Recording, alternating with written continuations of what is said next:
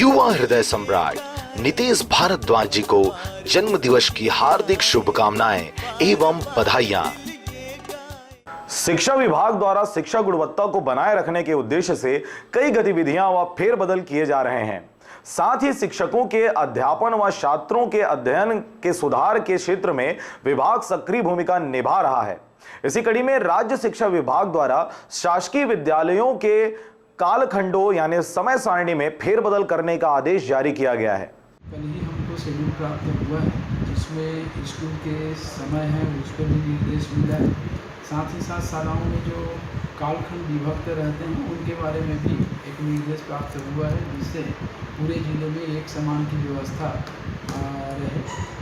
उस निर्देश का हम तत्काल यहाँ पे अपनी संस्थाओं को जारी कर रहे हैं और उसी के हिसाब से हमारे ज़िले की शालाएँ संचालित होंगी और शालाओं में भी अध्यापन के लिए जो कालखंड है शासन द्वारा जो प्राथमिक पूर्व माध्यमिक और हायर सेकेंडरी के लिए जो आया है टाइम टेबल उसके हिसाब से अध्यापन कार्य संपन्न